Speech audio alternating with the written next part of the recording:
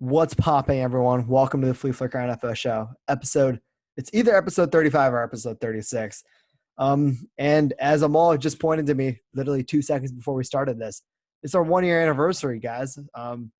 So for all of you listening, this has literally been 1 year exactly to the day. We're recording this September 25th. Exactly 1 year ago, September 25th is when we posted our first pod. So congrats them all. We've stayed semi-consistent. We did have a pretty big break somewhere in there, but I think recently, especially from the draft going on, we've done a pretty good job. And yeah, I think I forgot to mention it, but I'm joined by my co-host Amal Ronak. What's up, Amal? Yeah. Also happy 1 year to you as well.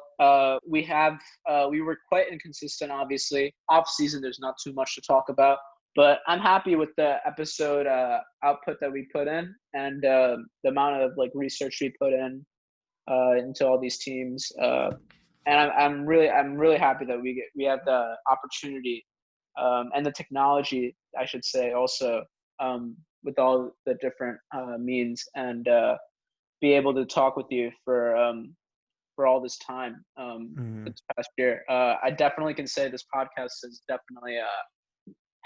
definitely made a positive contribution to what I'm doing today. So yeah, I'm very grateful and thankful for that. Yeah, everything you said, man. I just really enjoy recording this. It doesn't matter if people do listen, and surprisingly, we do have a decent amount of people, like way more than I thought, listening to this. So, yeah, thanks for listening. If you are listening, if you aren't listening, well, that's just your loss because we have some expert analysis here from the Fleaflicker podcast. Before we hop into it, just want to give a heads up: Fleaflicker podcast, the Fleaflicker podcast on Instagram. Follow it. As you can see, we post some interesting things like our week 2 picks, our power rankings, which we will update later in this podcast from week 1. I think we're going to have some changes on that, but that's just a teaser for that. We will definitely be hopping into that later. But first of all, Amal, I hate to talk about it, but we got to bring up the injuries, man.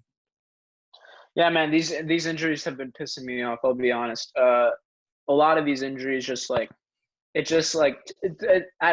this is probably the worst week for injuries in NFL history. I'll be honest. Or if not NFL history, recent NFL history. This was so bad, man. Seeing the amount of players that got hurt in week 2. I mean, so many NFL fans. I mean, obviously we were speaking out of emotion, but on Sunday, a lot of fans were just saying cancel the season, man. It was getting really bad. These superstar players are getting hurt. Like you're ruining their opportunity to win a Super Bowl this season, just like that. It's quite devastating. I obviously feel bad, but I think you obviously bounce back from your hiccups. I think a lot of these players that are getting injured now, it'll be a blessing in disguise. I think they're going to bounce back and have a great season the next year. But yeah, that's just my initial thoughts on it. Just very, very. I would say I'm probably more disappointed than mad, but you just hate to see it amongst all teams because I know my team's been affected by it. And we'll talk about the players that affected the Colts as well, but it's just it's bad across the board. Eagles, Colts, it's almost every team. But yeah, it's really poor. Yeah, talking about ruined Super Bowl hopes, man. Let's just jump right into it. There's a lot of injuries. We're going to try to speed through them as much as we can because this is sort of a depressing topic.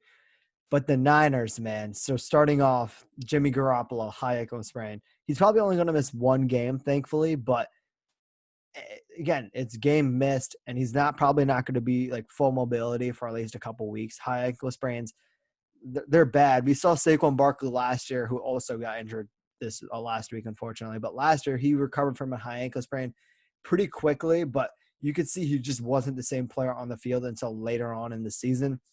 So Jimmy G, he's not the most mobile guy. He's not really completely dependent on his mobility. He's more of a standard pocket passer, learning from his mentor, Tom Brady. But that being said, it's just still a loss, man. Their schedule, though, just some bright side for the Niners, talking about Jimmy G, and we're going to hit on all their other injuries as well. But Jimmy G, their only real game, if he misses only 1 week, he's missing the Giants game. So they're going back to MetLife Stadium with the crappy turf.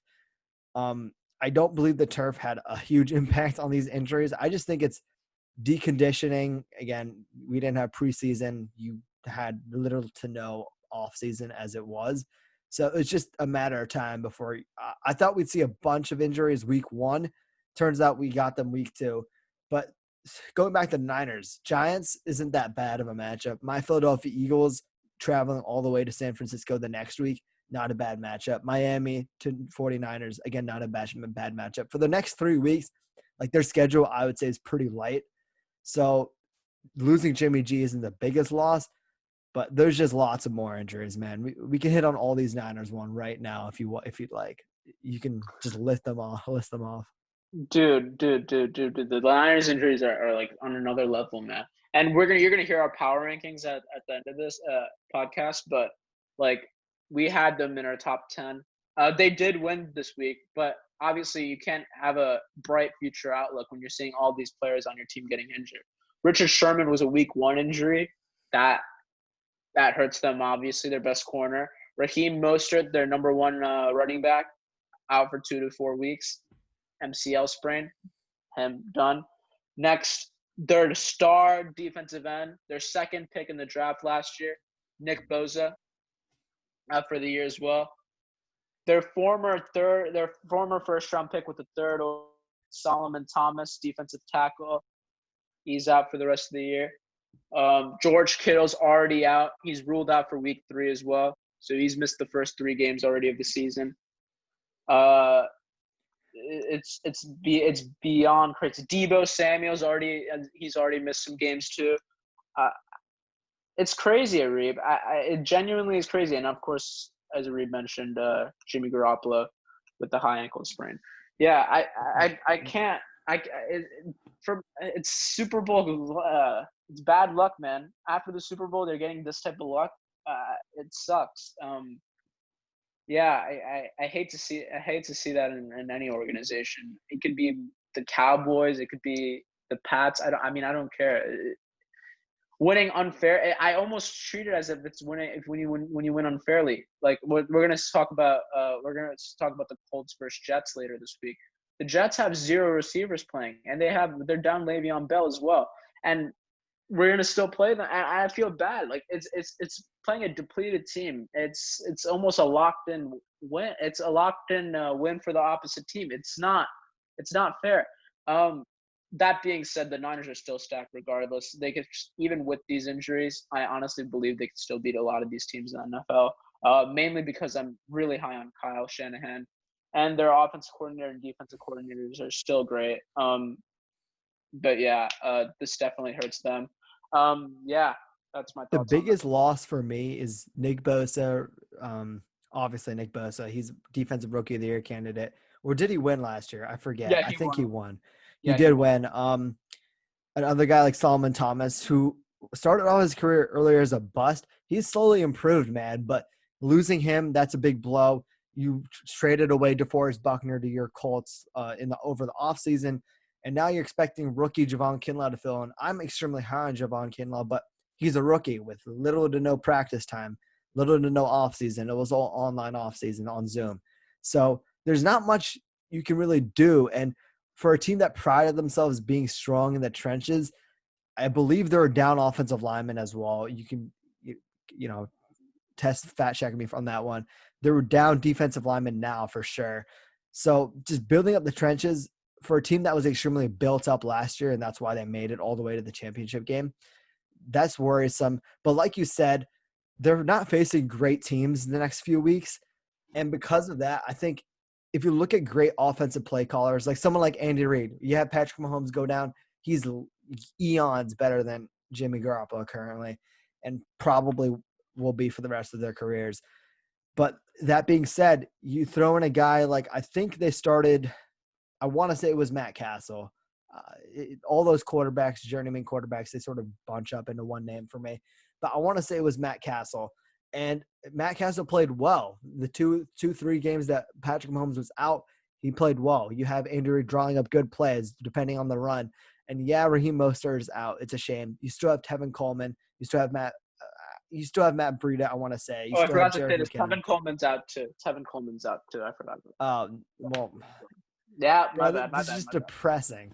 Yeah. You still have Jerick McKinnon, who has torn his ACL 2 years out of the last 2 years. So hopefully Jerick McKinnon plays decently well now. But I just trust I trust Shanahan just enough where I think he can drop creative plays for Nick Mullins, who when he did play, Nick Mullins wasn't terrible. Like he was a pretty solid backup, probably one of the better backups in the league. So Niners outlook, the talent, like they're losing talent. They're going to gain Richard Sherman back probably in the next week or two after he gets off of IR. So that will be a good boost. And hopefully you see these emerging players like Brandon Ayuk. He didn't play the best. He's also injured. Their first-round pick wide receiver. If you can see a guy like that emerge, a guy like Javon Kinlaw emerge, a guy like Richard Sherman coming back, like I can definitely see this team bouncing back. But talent-wise, they have dropped off. Yeah, I agree. It's definitely the Super Bowl curse, man. I really hate that. To add on with these injuries, Giant superstar running back, second round pick, Penn Stater himself, Saquon Barkley. He's out for the rest of the season as well. Torn ACL. Lots of torn ACLs as well. I don't think Yeah. we mentioned it, but for Nick Bosa and Solomon Thomas, it was also a torn ACL. Yeah, man. The torn ACL. I think it's a record for the most torn ACLs in a week.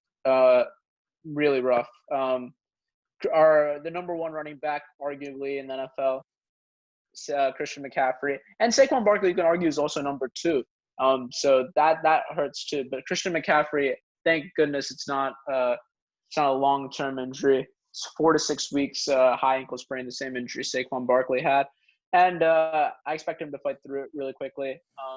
But anyways, still a big blow considering the Panthers are already not in the best conditions right now with their team, but with the team they have with them, I should say. Yeah, that hurts them. Cam Akers, that's their second round pick. That Running hurt them back as for the well. Los Angeles LA Rams. Yep, that hurt them as well. I think one that really hurt them, and even though he basically didn't play this season yet. Cortland Sutton, he's out for the year. Torn ACL The and Denver MCL. Broncos. Yeah. Yeah, that really hurts They've them. gotten hit as well, man. They lost Von Miller Their before main the season. their main one though, Drew Lock, man, out 2 That's to a 6. huge one. Yeah, man. Jeff Driscoll and this guy Blake Bortles is going to be their new quarterback. It looks like for the next 2 to 6 weeks. I was high on this Broncos team. I still am high. Don't get it wrong, but it's just like you're with second string QB, man. It's very hard to win games. Jeff Driscoll did make it close the entire time with the Steelers when they were against the Steelers. We'll talk more about that in the recap. But yeah, now Jerry Jeudy, KJ Hamler, Deshaun Hamilton, and them boys are gonna have to carry and take over the slack that Cortland Sutton, who you had, and arguably I could also actually, yeah, I'm gonna say it too. Those guys were the best. He was the best receiver in that division. Cortland Sutton's great talent, and I expected a breakout season from him this year, and this was a major blow as well.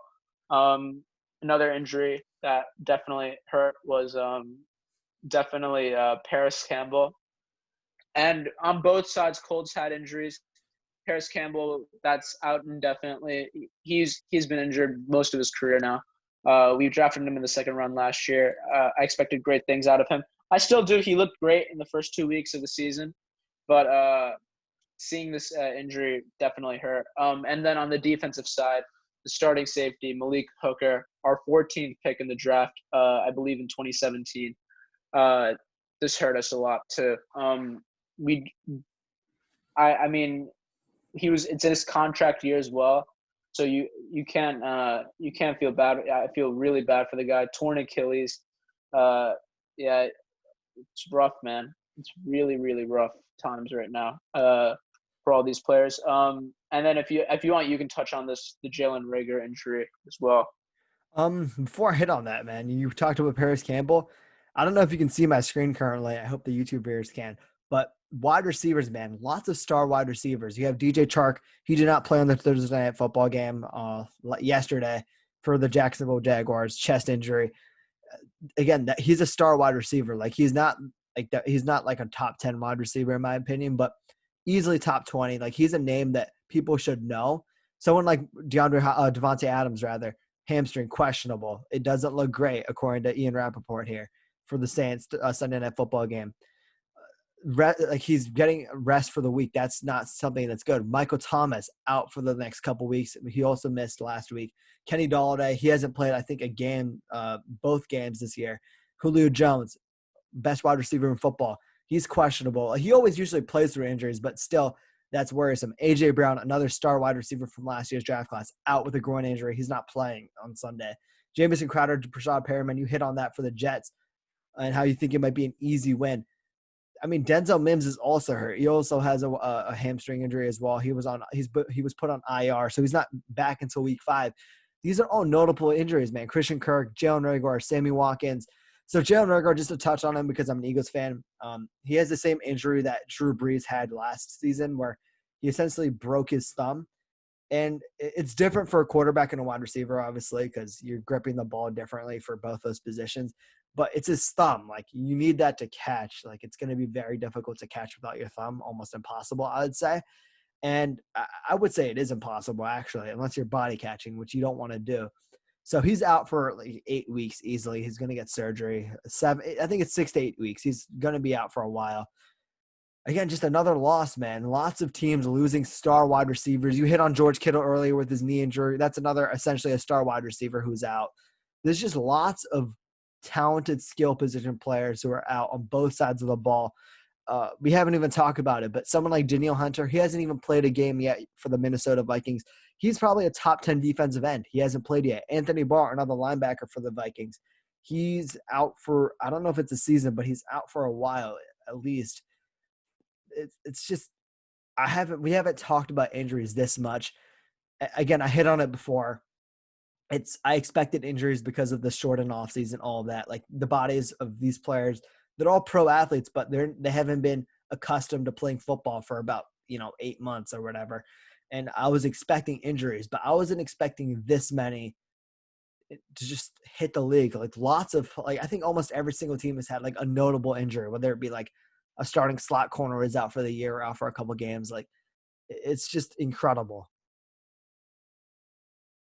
Yeah, I think you summed it up pretty well. It's incredible, but I think it sucks. Obviously, the biggest one that no one talked about was Tyrod Taylor. That pissed me off. The Chargers team doctor accidentally punctured Tyrod Taylor's lung. It's not mentioned, I believe, in Sports Illustrated, but this was like, what the hell, man? The Chargers really puts the cherry on top of this week, doesn't it? Yeah. Is the doctor going to get fined? He better get fined. I mean, this is his job. He should be fined. I mean, the Chargers have had multiple different medical hiccups in the past with their players.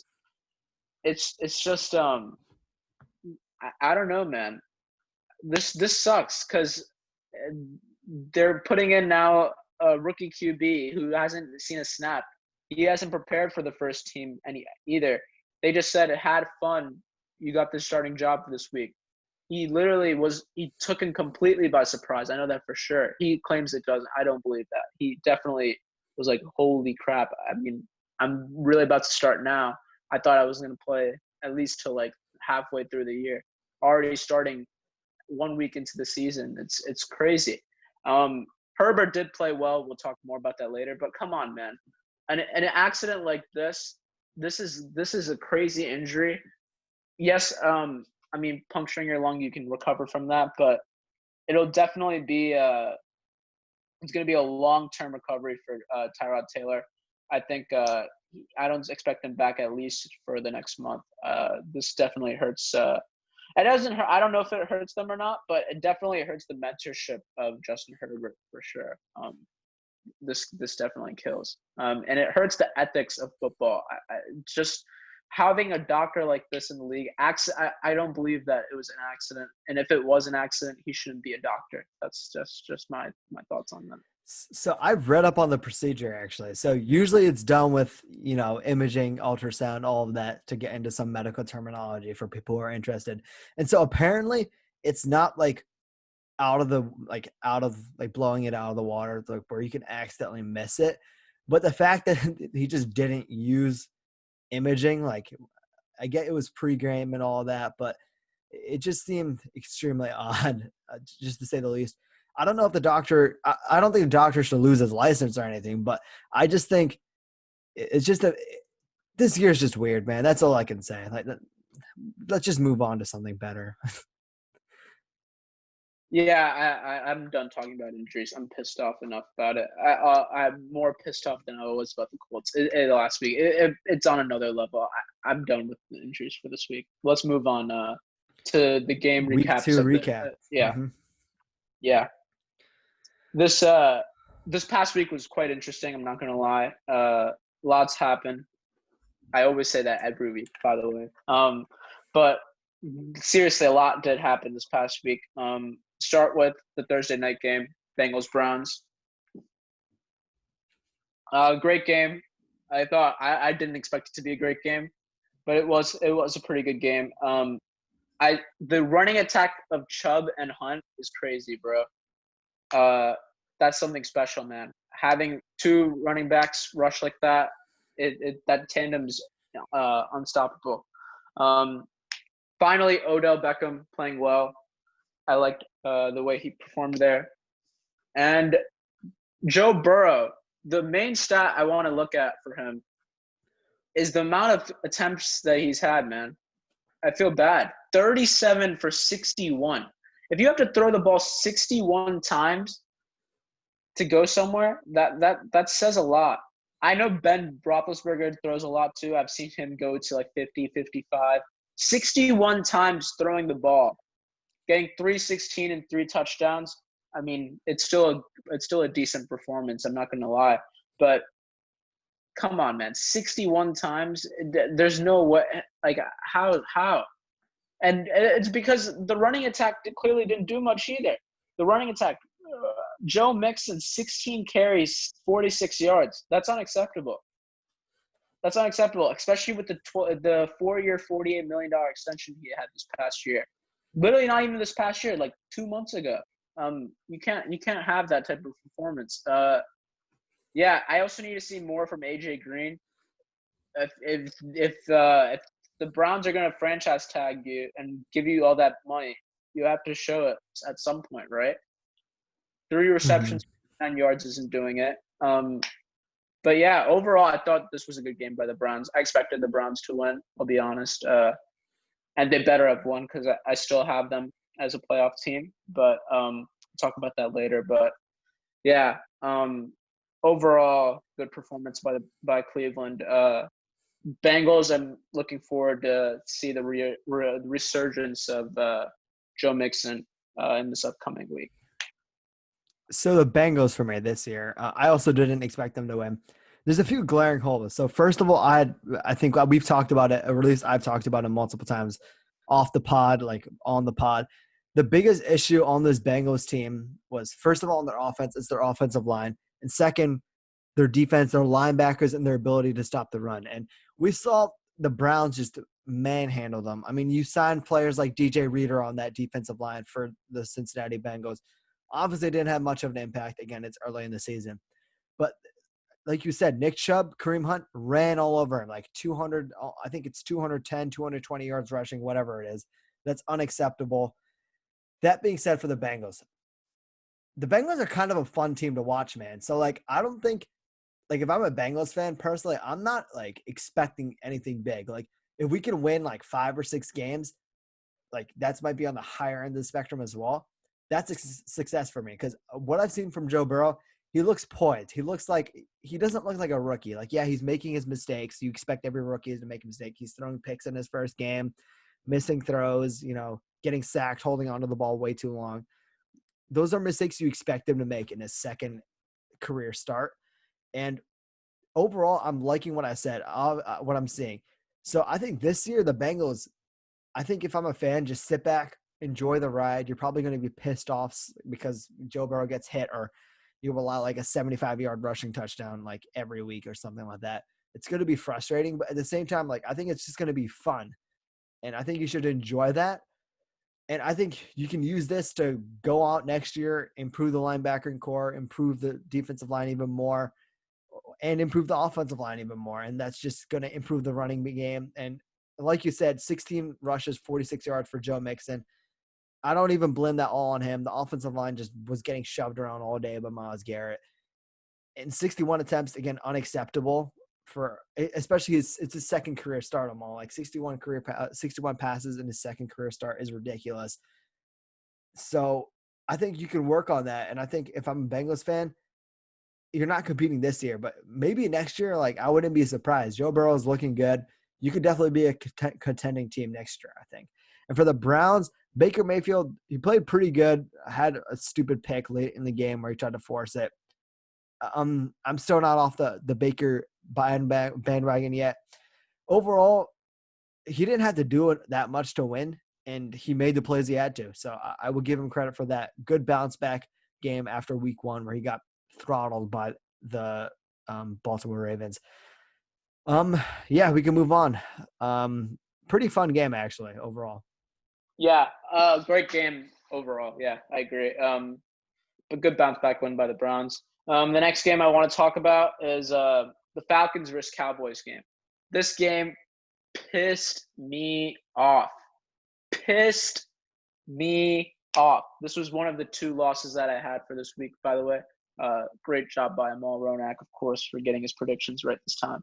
After a really sluggish week 1 prediction record.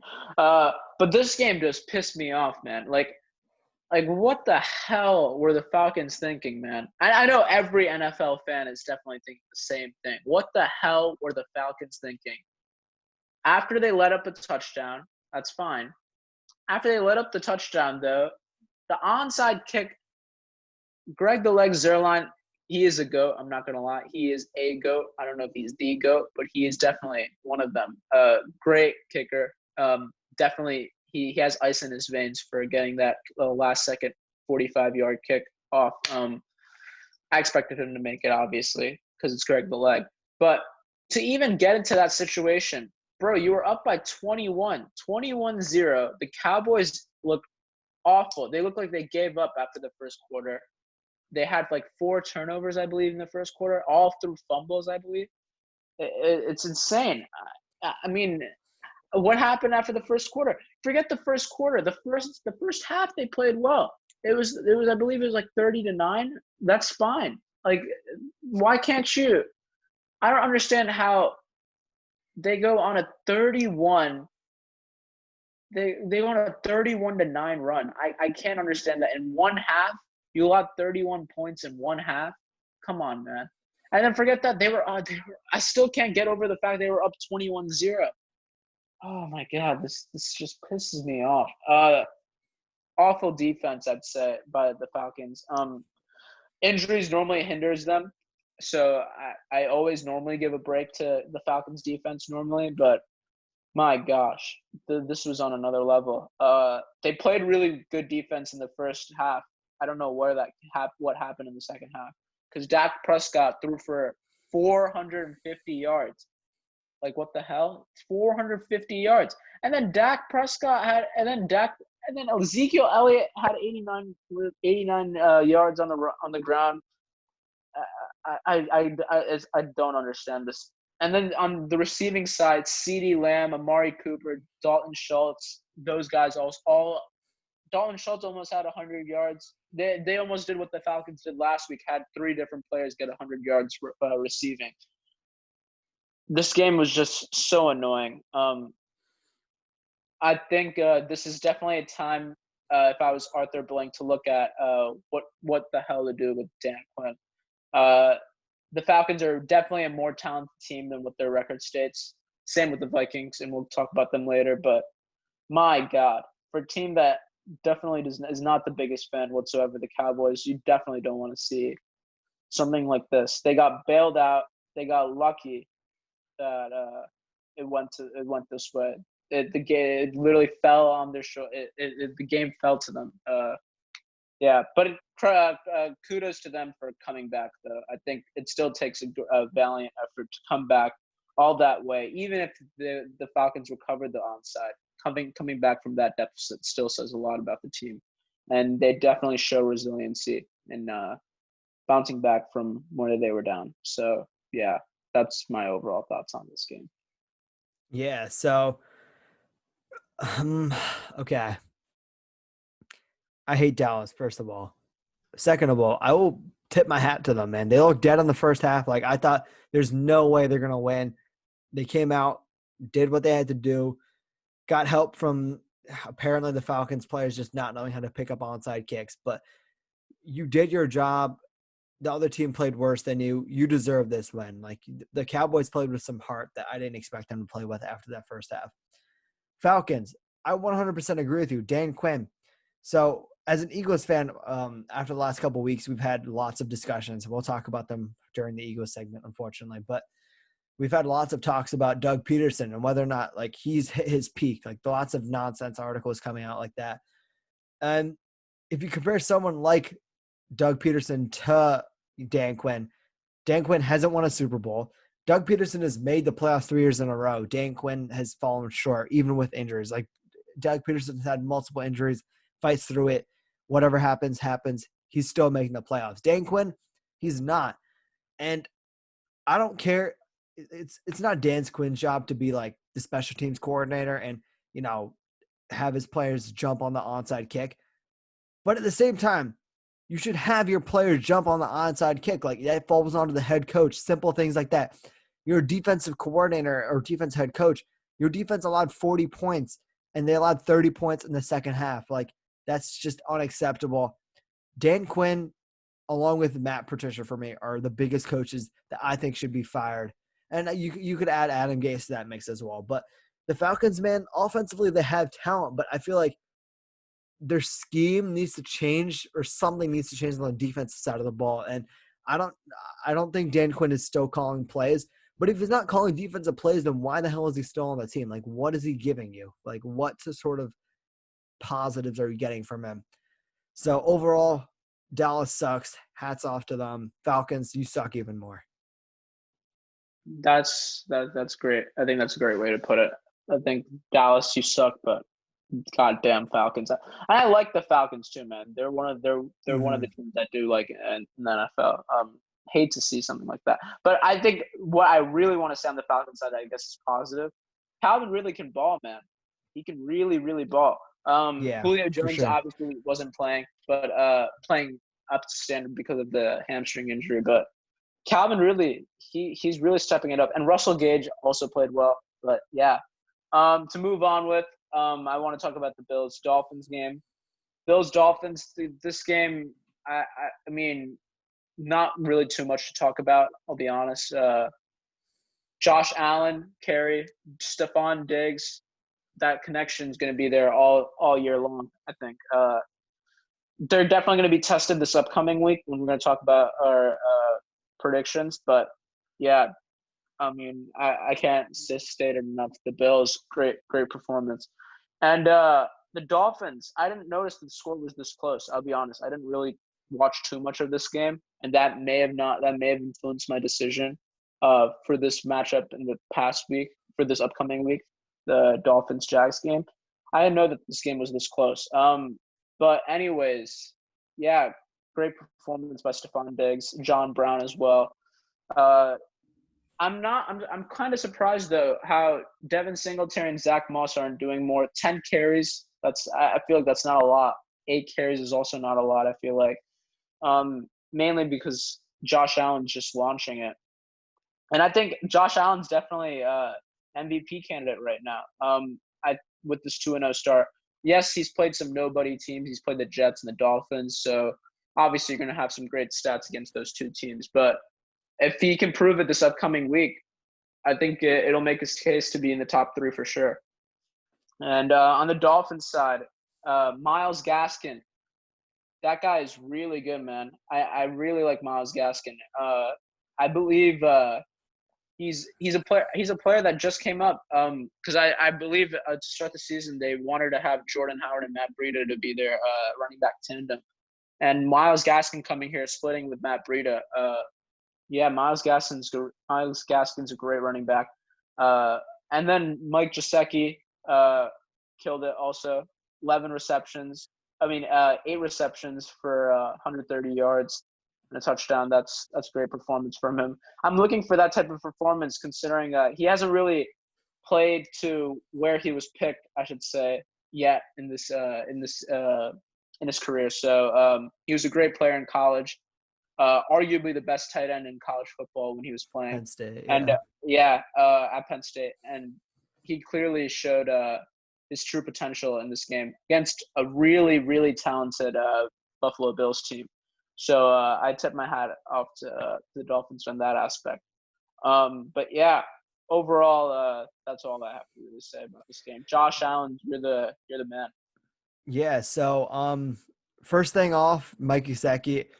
We're going to go over the Thursday Night Football game because we recorded this podcast a couple of days later than we normally would. But he also played well. I think he had a long touchdown grab in that game as well. So shout out to him. Second, Josh Allen. I don't think I'm going to do a film analysis. I just frankly don't have the time to do one currently. But I think I might definitely get Game Pass and just watch him because I think I hit you with the stat last week, I think. He hadn't had a 300-yard game in his career his first 2 years. 2 back-to-back to start off the year, 4 touchdowns, no picks. And I remember watching the playoff games against the Houston Texans last year and thinking, man, this guy just really needs a wide receiver. And Stephon Diggs has opened it up for not only himself, not only Josh Allen, but also John Brown. Back-to-back great games for him, touchdowns. I guess he had a screen last week. This week, I think it was a deep pass. But still, it's impressive, man. Not much more I can say here. I want to just sit down and grind through some Josh Allen tape and just see what I'm seeing from him because there's numbers are different from like actually watching film. And I want to see, is he making the right decisions? Is he doing things that he wasn't doing before? And if he is, which I think he might be, like, I think this just might be a case where he's extremely improved. And if that happens, well, this Bills team could be even better than I thought they were going to be. Yeah, agreed. I think you hit it perfectly. Next game, Panthers Bucks. Not really much to talk about there. I think CMC getting hurt obviously meant a lot, but he only played one half, and in that one half he killed it, man. And on the other side, Leonard Fournette finally, man, he got the touches, and he got what he wanted. 12 carries for 103 yards and 2 TDs. That's exactly what you need from him, and that's how you're gonna win games in Tampa. And then on the other side, also, I mean, and defensively they also played pretty well as well. Obviously you can't look too optimistic because it is the Panthers, but hey, a win is a win. Great win. Yeah, Brady didn't have to play extremely well. Obviously, and Brady didn't play that well overall. Like, he played like good enough to win the game. And yeah, it's early in the season. He's with a new team, all of that. But if you look through his career, he's always had a great like bruising running back, whether it be like, big name that comes to mind, like Garrett Blount. Like for most of like the mid 2010s, he had like a bruising back, and that helped him grind out those first downs and set up play action passes, all of that. And I'm just happy to see Leonard Fournette do well. Again, other than that, the biggest news is obviously CMC getting hurt. Prayers to him. Hopefully he does well. We can move on, I guess, do you want to talk about let's talk about the Eagles game now. I'm feeling at the Eagles game. Yeah, go for it. Okay, so I don't want to go off on a tangent, dude. This is just going to make my throat hurt even more. Go for it. Come on, go for it. What? I went off on a tangent last week. This week, Carson Wentz, you sucked. Miles Sanders, you played well. Wide receivers, Jalen Reagor is the only capable one. Zach Ertz, pretty much non-existent. Dallas Goedert, he was okay, pretty much also not non-existent. Where's the wide receiver separation? Non-existent. When it is existence, what is Carson Wentz doing? He's missing the throw. When he does hit the throw, it's a drop. Just bad execution all over the place. And that's not even starting with Jim Schwartz and his defense. So I will give him a slight pass for Jim Schwartz. Because every single year, I think he has like a couple blowout losses where like he allows like 30 or more points. But usually like his defense is good for allowing like less than 20 points. So I would give Jim Schwartz a pass. I think Jim Schwartz's defenses are generally pretty good. It's frustrating when you have losses like these, and these losses are always the ones that are going to stick in your mind, like 37 points allowed. But again, it just falls more on the offense to me, I think. Even going back to week 1, like, yeah, you like the offense just struggled, man. Like Carson Wentz, I think he's going to bounce back. I think it's all mental. He has the physical ability to do a lot of things, but he's just playing like a pocket passer. He's not a Peyton Manning. He's not a Tom Brady. You need to get him on the move. Look at a player like Russell Wilson. Like Russell Wilson, a great, phenomenal pocket passer. Even Patrick Mahomes, for that matter. But you see them running out of the pockets, doing bootlegs, and we saw more of that. So I would tip my hat off to Doug.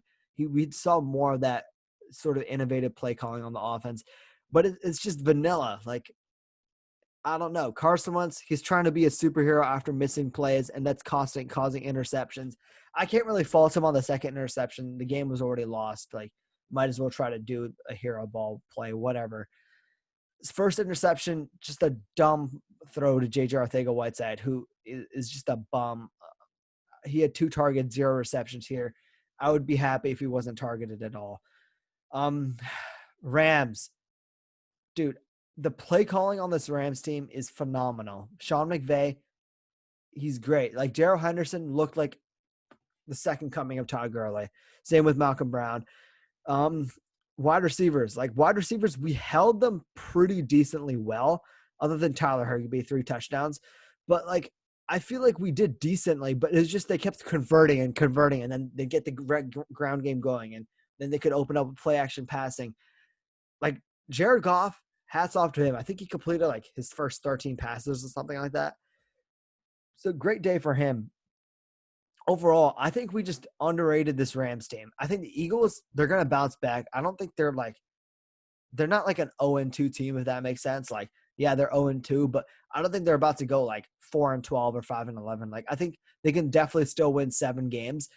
But on the Rams side, I think we were wrong about that, man. I'm like, again, Eagles aren't the best team. They also, last week, they didn't face like the best team in the Cowboys. Like, I think they match up well against those teams. But I'm liking what I'm seeing specifically from the offense. I'm just liking the play calling. And I think if the play calling can continue, you can see some good things from the Rams where maybe they steal a playoff spot from a team like the Niners or even the Eagles, who I don't think anyone has making the playoffs currently. So Eagles,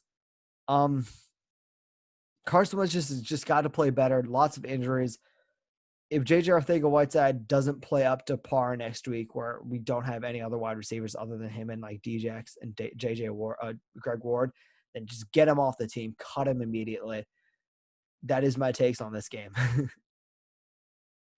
Yeah, I think you've summed up all my takes, honestly, for the Eagles side. Rams side, Darrell Henderson, good performance, man. I didn't expect Darrell Henderson to actually play this well, considering he did nothing last year. Obviously, he was under Todd Gurley, but yeah, good performance out of him. Cam Akers, he was hurt, so I can understand why he didn't play so well. But bro, Tyler Higbee, man. Tyler Higbee owns the Eagles now. He's the new owner, not Jeffrey Lurie. It's Tyler Higbee. God damn. 5 receptions, 54 yards, 3 TDs. Great performance out of him. Yeah, that's all I can really say. Jared Goff, I mean, right now, Goff Wentz, come on, man. Number 1 pick versus the number 2 pick. Goff's trying to prove to Wentz that, hey, man, you can't forget about me. Can't. There's a reason I got picked above you. That's definitely the mindset he's having. And if it's not, I mean, he should be, because his team has won a Super Bowl and Goff's team hasn't. So, but yeah, anyways, that's besides the point. Great performance by the Rams. Eagles, you summed it up for me. Lackluster performance. They need to bounce back. Moving on, I want to talk about Jags Titans. This game was too close. I mean, I already said if the Titans if the Titans lost this game, I would have made us the same rant. And thank God they didn't. Nothing really too much to talk about here, honestly. Derrick Tannehill Henry. played well for sure, though. Derrick Henry, where were you, man? Where were you? Like what? Like that's back-to-back games, honestly. That Derrick Henry's been pretty poor, honestly. But honestly, where were you? 25 carries, 84 yards, bro. What? That's like it's mediocrity. You can't have that. That's like 3 yards. That's barely 3 yards. 3 yards per carry. You can't have. And like dudes like James Robinson's playing better. Come on, man. Come on. James, I want to James hit on Robinson. the young talent on this team first of all. He's like, killing them. He's James killing Robinson's playing well. CJ Henderson on the defensive end is playing well. Like I think this rookie class and James Robinson. Correct me if I'm wrong. I believe he's like an undrafted free agent, dude. Like he's the first undrafted free agent to start as a running back week 1. Yeah, I mean that's crazy. Laviska Shenault. Me and you were both like kind of high on him. I was a bit lower because of injuries, and I just think his speed wouldn't translate to the NFL that well. But he's playing pretty well. And overall, to the Jags, we can hit on them because we're going to hit on their Week 3 game. Before we did predict the Jags to win for their game against the Dolphins. We'll hit on that later. But impressed by Tannehill, less impressed by Derrick Henry. I guess that sums it up well. But again, they got the dub. And I didn't think this team was capable of scoring 33 points. So I'm happy to see they did score it. Yeah, I think that's fair. Next game I do want to talk about is my Colts. Colts versus Vikings. This is the type of game. Phillip Rivers, you still piss me off. I don't even care. 214 yards, one TD, one pick. Like, come on, man. That's still not good enough. Thankfully, our defense stepped up. So you're off the hook. Jonathan Taylor, what's up, man? That's a great performance out of you. First of many. I expect more out of this, and the Colts still standing by that system of run the damn ball, and they're gonna keep feeding him. Former Wichita State basketball player and now tight end of the Indianapolis Colts, Mo Alley Cox. Great performance out of him. He looked like Eric Ebron out there. Great, basically another version of him with when Andrew Luck was there. Great play out of him. T.Y. Hilton, bro, you're pissing me off with these drops, bro. I can't stand it, man. I can't stand that. Yeah.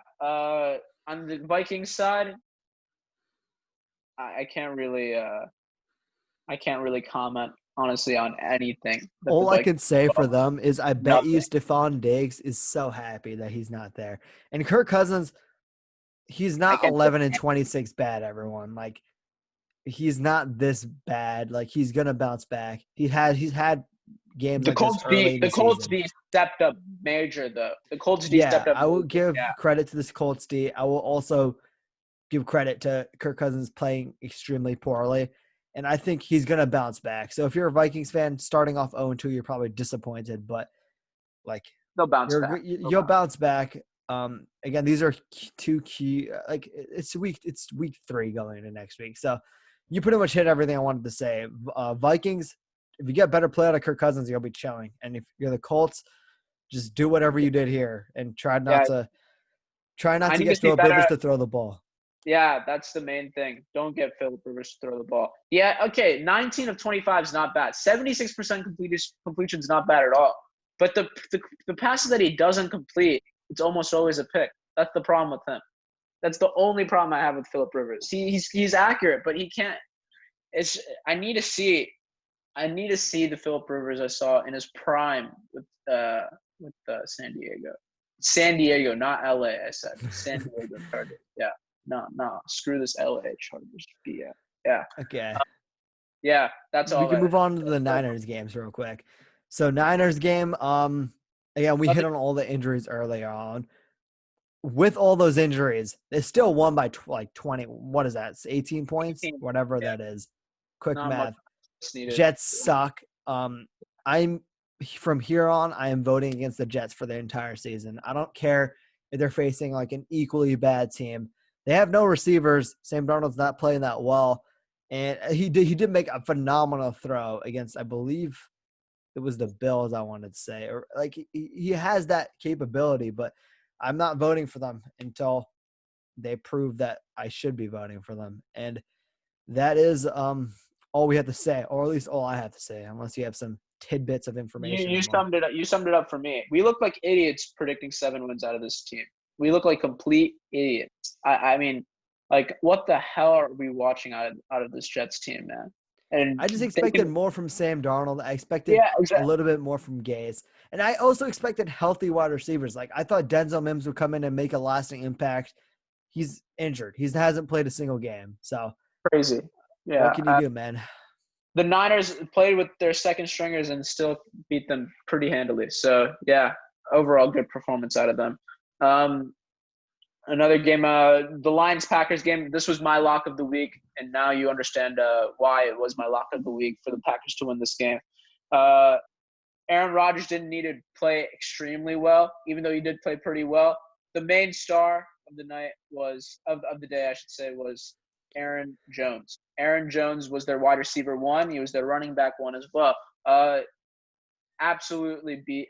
was the best running back, I think, of week 2. Carried hard for this team. Adams looked I don't know where he was that game. Obviously now we know he's hurt. But overall the game was kind of close though. The Lions blew a double-digit lead.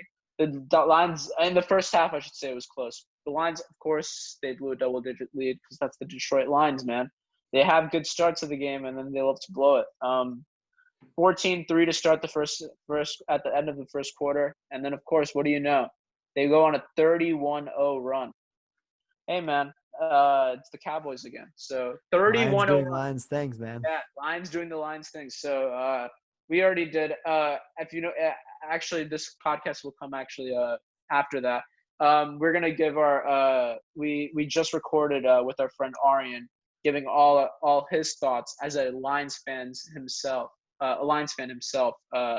What all his thoughts are on this season for the Detroit Lions and his future outlook and his predictions of what's gonna happen. And for our game predictions this week, we're also all the NFC North games have already been taken care of. So if you want to take a listen to that, it'll be in that podcast, the podcast right before this one. So check that out. Yeah, nice plug there, Amal. I respect that. Giants, Bears. Trubisky, he did decently well, and then he threw 2 picks. Saquon is probably getting hurt is the biggest thing here. David Montgomery, dude, I liked what I saw from him. I saw some elusiveness here and there. Like, he had the receptions. I think one of his first 100 yards from scrimmage games in a while, maybe in his career. I'm not 100% sure on that. But he impressed me in ways I did not think he would impress. He showed some burst, man. And for the Giants, Danny Dimes, still fumbling the ball, man. And I know Carson Wentz is my quarterback. He fumbles the ball a ton as well. But he's, like, oblivious to pressure around him. And, like, that's good because you can have, like, ballsy throws and, like, he's just not worrying about the pass rush. But it's mostly bad because he's not worrying about the pass rush, and you're going to end up having, like, Khalil Mack strip sacking you, or Robert Quinn, who I believe actually had a strip sack in this game, strip sacking you. Yeah, and wide receivers, Darius Slayton did decent. You'd expect more from him.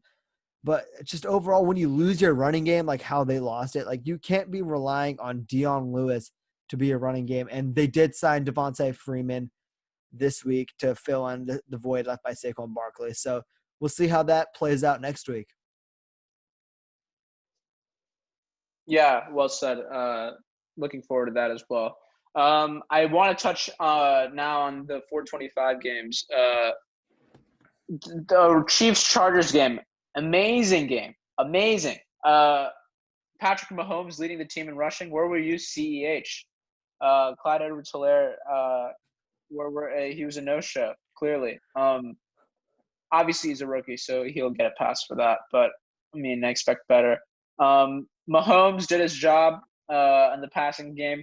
Tyreek Hill had that last-minute touchdown. That was a great plays from him as well. Travis Kelce did his job as well.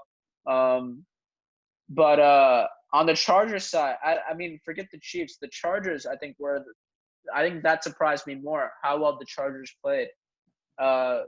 Justin Herbert, I think he definitely stepped it up. 22 for 33, 311 yards, a TD and an interception. Obviously, it's way too early to say if he's the real deal or not. But this is definitely a great start, Reed, to prove you wrong. And this is he's basically telling you to shut up and let me do my work.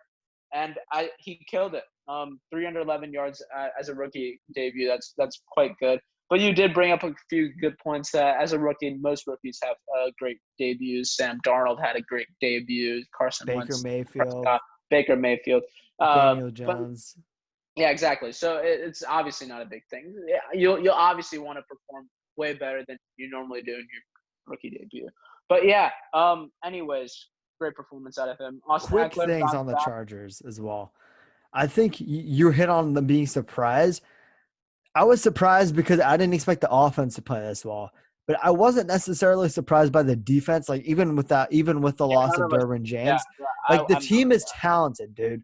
The thing is they need to get the quarterback right, and I still don't think Herbert is necessarily the guy, or like we can't really have like an opinion on that yet. But that being said, it was closer than it should have been. And again, back-to-back games where I wasn't really impressed by Patrick Mahomes. Like he made some nice throws late in the stretch.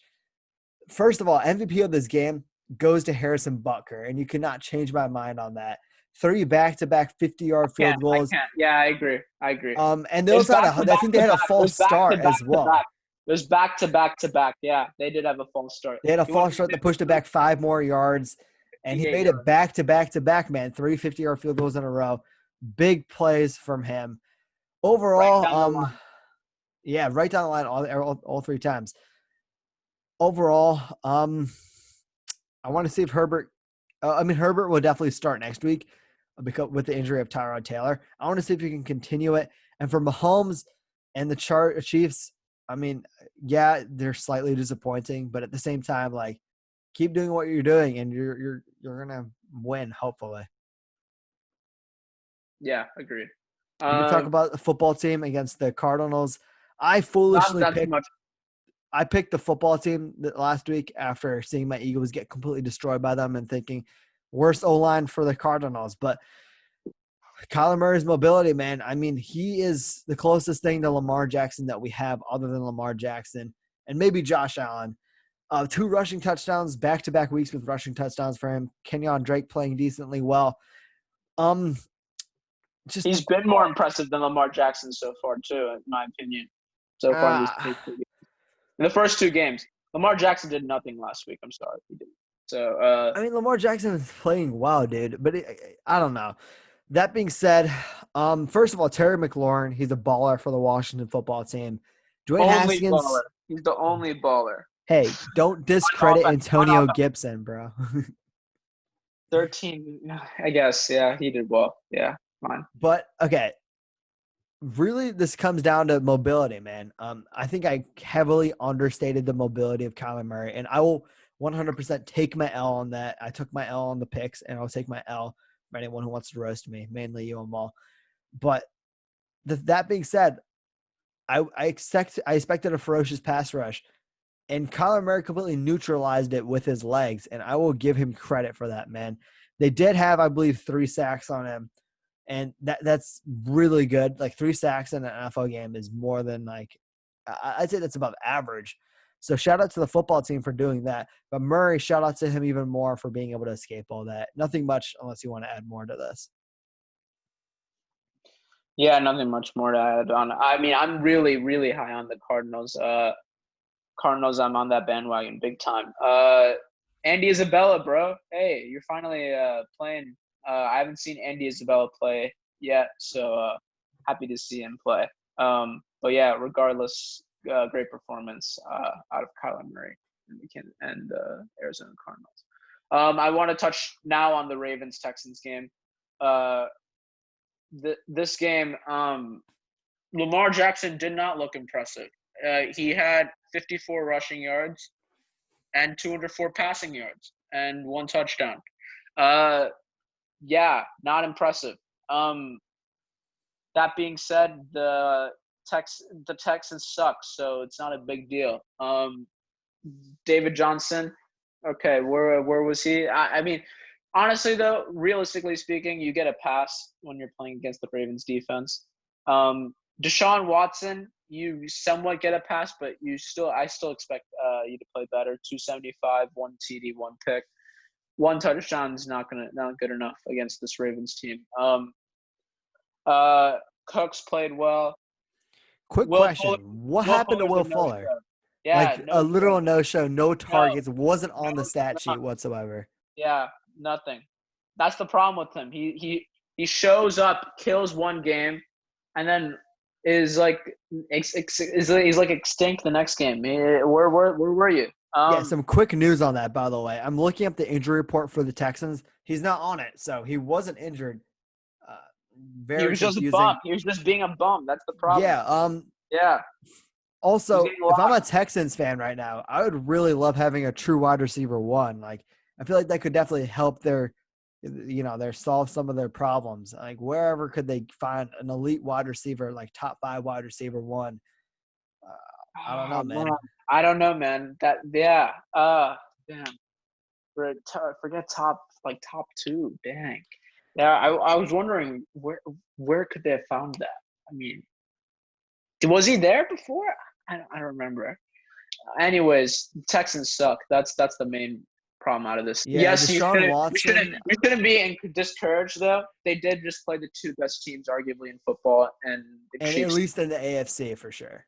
and at least yeah, but two games lost, 0-2. I'm still not high on this Texans team regardless. But yeah, 0-2, I expected this, but hey, man, I think we all expected it. Two great teams. You can't expect them to beat either. I want to touch on. I want to hit the Monday Night Football game first because I want to end off on a positive note for this segment. Yeah, go for it. Actually, I want one more game to talk about before that. Sure. I want to talk about the Broncos-Steelers game. Yeah. Drew Lock got hurt, obviously. Jeff Driscoll actually did the job. I'm not going to lie. He played pretty well. I'm concerned, though, how the Steelers kept this game close. I had a problem with that. Deontay Johnson needs to stop dropping the ball. I once again said that before. Dude, this kid is special, but he needs to stop dropping the ball. He is a rookie. He's a rookie, so he's a second-year player, I believe. So he gets a pass on that. But God, man, I won't give him a pass on that. That being said, like he's still having good days, even still while having dropping good day. it. Exactly. So I mean that he'll get a pass because he's having a good day. James Conner, another great performance after he basically didn't play week 1, and Benny Snell took over and he carried the Steelers offense. Cortland Sutton, 3 receptions, 66 yards. Rest in peace for the season. Good luck on his recovery. He's gonna kill it this upcoming season in 2021. Melvin Gordon, you haven't shown yet that you're worth the money that you're even dreamed of when you were playing with the Chargers. I need to see more out of you, especially now that Lindsey's hurt. Yeah, that sums up all my thoughts in this game. It's a good game by the Broncos because of Jeff Driscoll coming up big. But Steelers, it's kind of worrisome that you kept this game this close. So yeah. So I'm not worried for a couple of reasons, mainly one. I just close games. It was close against the Giants and the Broncos. Just saying. First of all, it's the start of the season. Second of all, like just throughout their careers, bro, like I feel like Mike Tomlin's teams, like he's a great coach, don't get me wrong, but I feel like he's always like low-key played down to the competition, whether it be like flashback to random games against like the Bears where they'd lose, or like even a game like AFC, like 2017, like the AFC divisional game against the Jaguars, and they got blown out, man. Like I know the score for that game was probably pretty close, like maybe like 1 score, It was not a one-score game. And you just see that the Steelers do stuff like that where, like, they play down to their opponent. But I'm not necessarily worried about it this year. I'm not. I feel like that I'm can not worried. happen, but I think they're talented enough to, like, even if they have a bad day, they can still, like, send these teams packing if they have to. I'm not worried because I mean I did still have them. They are my Super Bowl pick from the AFC, so I'm not still worried about them. I'm more worried about another team that's coming up, but yeah, not worried in the slightest yet as an overall team. But because it's just you shouldn't have kept it this close. That's all I'm saying. You may be right that they played to the level of competition. But I think you need to blow these teams out of the water, man. Because I know the Steelers can do that, and they have done that, and they should do that. So that's just the way I look at it. The Steelers are miles better than the Broncos without Drew Lock and now Cortland Sutton. So they should have blown them out. And Von Miller also out. So, yeah. Now we'll head into the Monday night game before the Sunday night game. This game – dude, Darren Waller. 2 words. All you can say. Darren Waller. Special. What about Derek Carr? Is he special too? I don't mean that. I mean, if you throw it to only Darren Waller, I think using the transitive property, that makes Derek Carr special too, huh? Because, I mean, if you throw the ball to him 16 times, to one receiver throwing it 16 times, it's not DeAndre Hopkins, bro. It's Darren Waller. I mean, tight end, for those of you who don't know. Tight end. He's not a wide receiver. He's a tight end. I mean, 103 yards on 12 receptions and a touchdown. Amazing performance out of Darren Waller. Josh Jacobs, he doesn't show up on the stat sheet here heavily, but he and Joe and Richard, like, especially Jacobs, like, Richard had a nice speedy run to pretty much ice the game late. Jacobs, like, he was just grinding out first downs after first downs. And, like, we can't see, like, how many first downs, like, Josh Jacobs specifically had on this page. But I can guarantee you he had a good amount. And it was just consistent, like, bruising. Like, either he's rushing for 2 yards or he's rushing for, like, 8 yards. And it's like a bruising 8-yard run. That's the type of football that John Gruden's all about. Quick side note here. First of all, Derek Carr played well enough, and he played good, dude. Like, he made the throws he had to do, even if it was mainly to Darren Waller.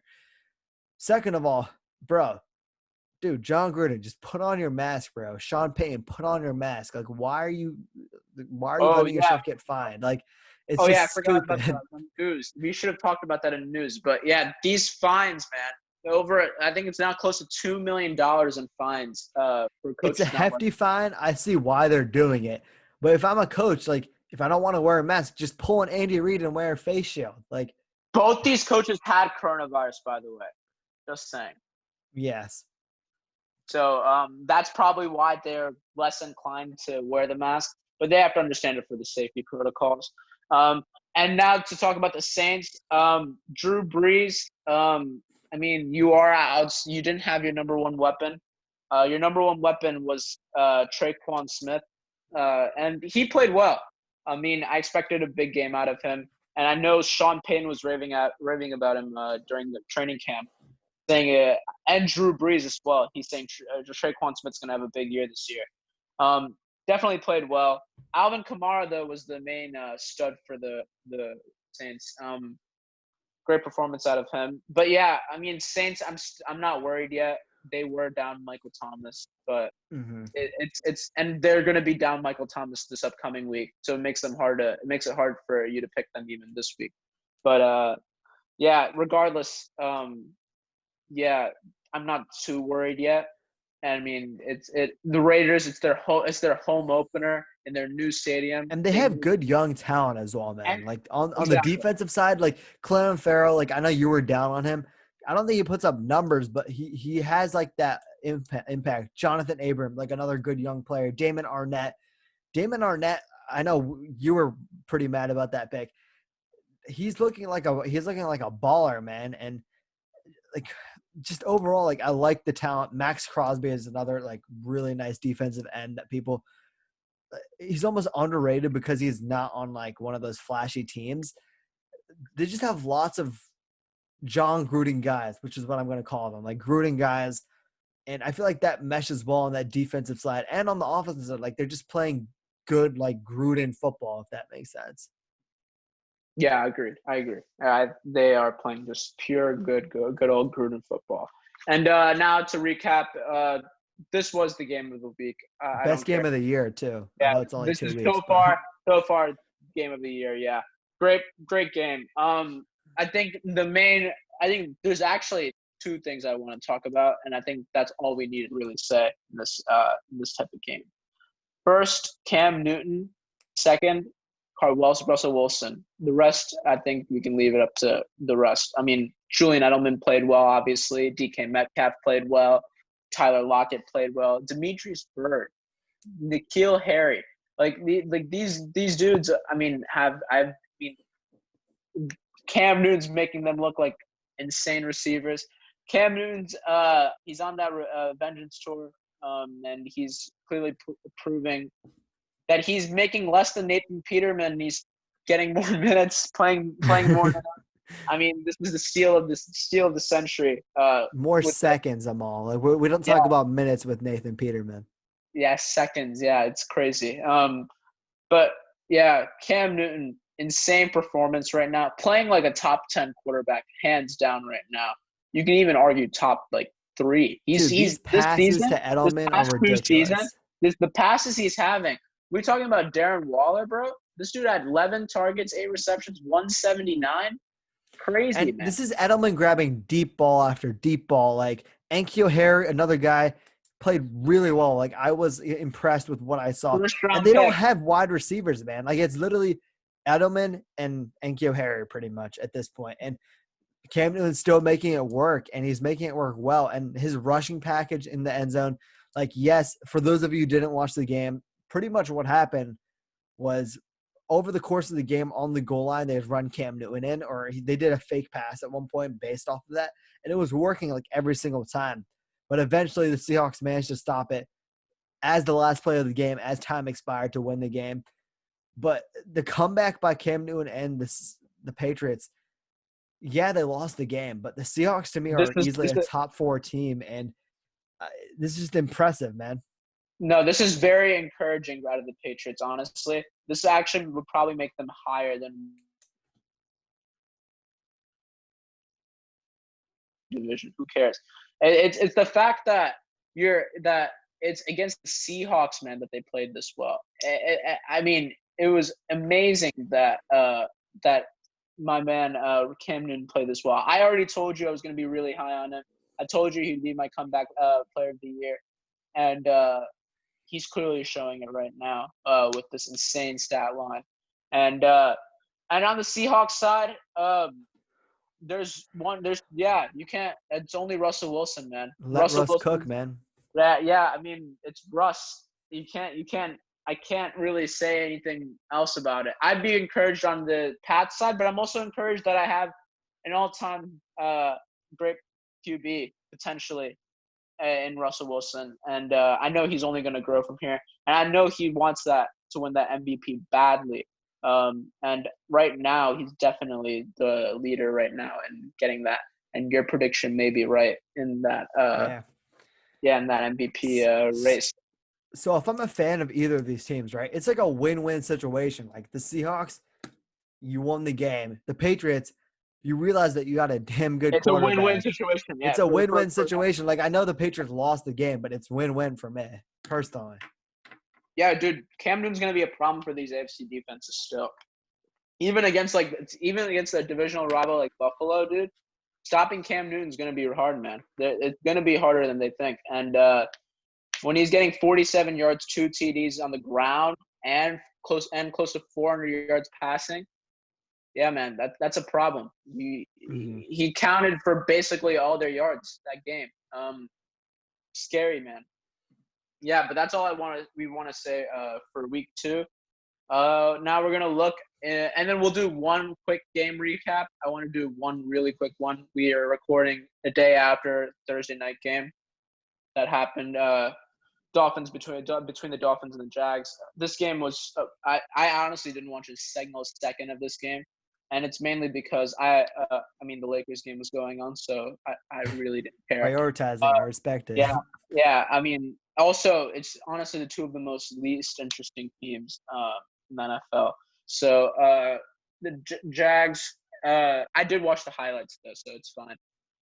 It looks like James Robinson is their water. He killed it again. James Robinson back-to-back great games. Mm-hmm. 3 back-to-back great games, man. Like 3 starting from back-to-back. week 1. Yeah, starting from week 1. Yeah, my bad. Gardner Minshew. I know he didn't play well on the stat sheet, right? But I think I was impressed. Like DJ Chark, I think was almost a game time decision, like within the last day. So I'm sure you're not completely like game planning for him, but you're still expecting him probably to play. And with that, your number 1 wide receiver, like I liked what I saw from Minshew. Like I think he was making good pre-snap checks, good reads, and all of that. But at the end of the day, he just missed some deep shots. I did watch a decent portion of this game, so I can say he missed a few deep shots here and there, and you'd like to see him hit those. But really, this game came down to Fitzmagic, man. And I guess beard is superior to mustache. Yeah, agreed. Fitzmagic, yep, beard, yeah. Yeah. Myles Gaskin played well again. These rookie running backs, man, are really good. Now we're going to go into game predictions. And like I said before, the NFC North games have already been predicted. It's in our NFC North podcast segment that we did with Arian, our friend, who's a Lions fan, and we gave our game predictions for all the NFC North teams. And you can check that out in this podcast, right? Yeah, you can check out the reasoning on there. We will give our picks here just so you don't have to listen if you don't want to. Bengals Eagles, first game of the week. I will go with the Eagles. I'm gonna go the upset. I'm gonna go the Bengals, and I'm gonna do it because I want to be wrong here. I'll be honest. I want to be wrong. I want the Eagles to win, but I think I'm gonna go the Bengals here, and it's because also I think Joe Mixon and AJ Green are gonna have a great game this week. I think they're both gonna play really well, and I don't know if the Eagles. I also think John Ross is gonna play well too. I'll be honest. He hasn't done a lot. All the speedster wide receivers. Yeah. I expect big things out of him as well. And also, Eagles losing Jalen Reagor's a big one. Honestly, it's going to be a bigger one than we expected. Now D Jax is their wide receiver 1. Is Alshon Jeffrey going to play this week? No, he will not play this week. All right, so then now they only have Greg Ward and Deshaun Jackson. I'm not counting Jay Jaw as a real receiver. I think Arib could do a better job as receiver than JJ Arcega-Whiteside. So I don't really care. He can go join Nelson Aguilar for the Raiders and give free money. So he can leave. For the record, I think I'm a better flag football player or whatever rough touch player than JJ Arcega-Whiteside is.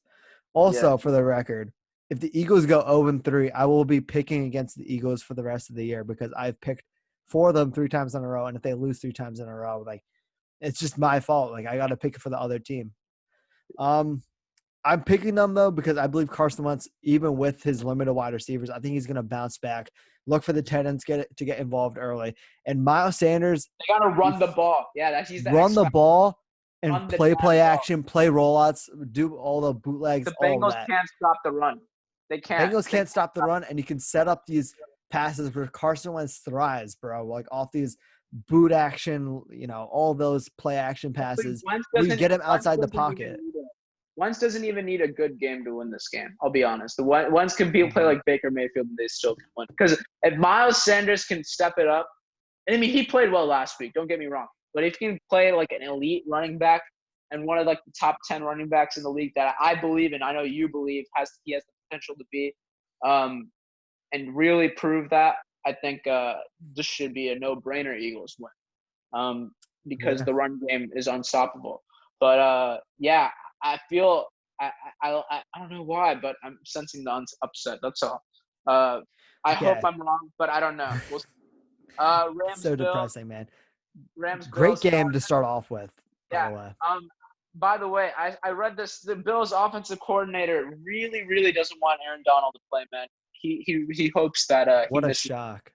I mean, obviously, I'm pretty sure you felt that way. I'm pretty sure every team feels that way.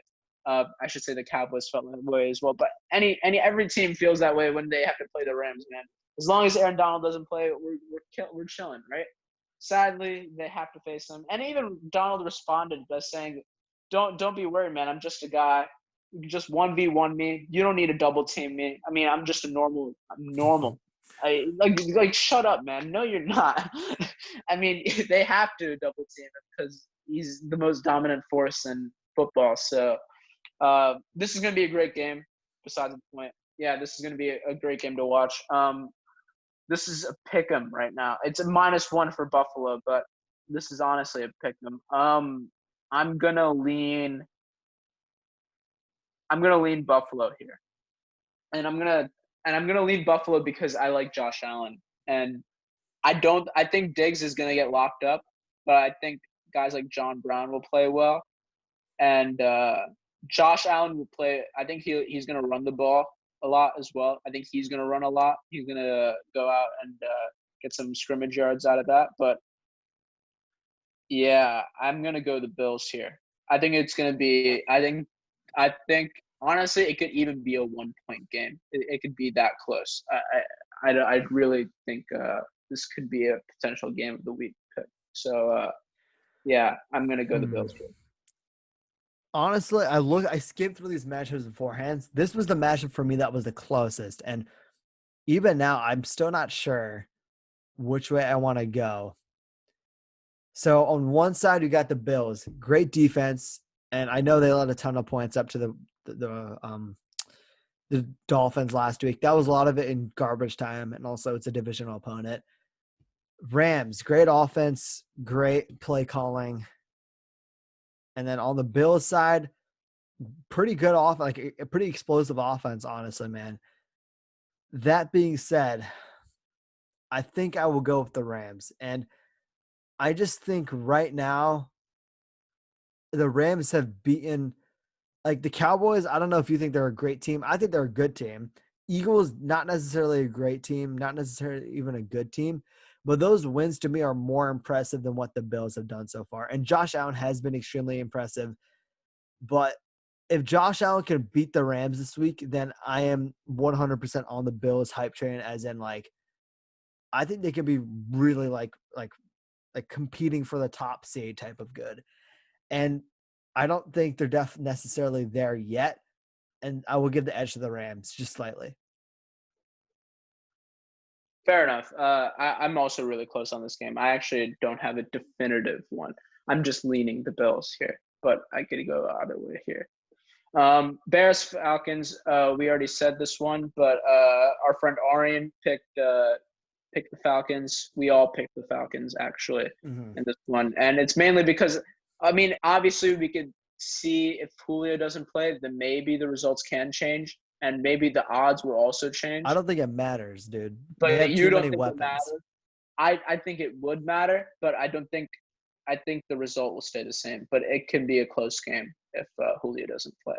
But yeah, I'm gonna go the Falcons here, and they will cover. Browns against the football team.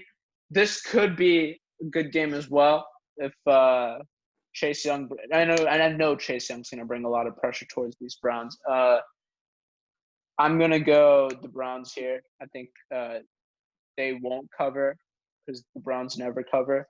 But I think I'll take the Browns here, and it'll be close. But yeah. Yeah. I will also go the Browns. The offensive line last week played much better than they played against the Ravens week 1. Going up against another elite pass rushing unit here for the football team. That being said, I think I trust the weapons on offense more for the Browns, and I trust Baker more than I trust Dwayne Haskins. Haskins, I think he played pretty well against Philly. I don't think he played nearly as well against the Cardinals. So because of that, I'll go with a better quarterback, and I got to keep going with my Baker Mayfield hype train, man. Yeah, We can move on to the 49ers Giants here. The 49ers are 3.5-point underdogs. Or no, sorry. Their favorites. Their favorites, yeah. It's in New York, MetLife Stadium. First of all, praying no one else gets hurt for the 49ers or the Giants here. Second of all, I will go the Niners, even though they're losing, like lacking a ton of talent, they blew out the Jets by 18 points, man. And like the Giants and Jets, like the Giants are better than the Jets, but it's not that close. Like it's not that far apart. And because of that, I will go the Niners. I think Kyle Shanahan's gonna coach the hell out of Joe Judge, the head coach for the Giants. Yeah, I think so too. I think this is good. They'll easily cover this. I think the Niners, even without Jimmy G, without Raheem Mostert, I think Jerick McKinnon's going to ball too. I think he's going to play really well. Yeah, even though George Kittle's not playing, Jordan Reed's going to ball. Yeah, I like the Niners this game, mainly because Giants, they're going to have a new running back now in Devontae Freeman. We didn't talk about that in the news, but Devontae Freeman did get signed for a 1 year, I believe, $3 million contract. Great signing, considering they don't have a running back really other than Dion Lewis. Now that Saquon Barkley's gone.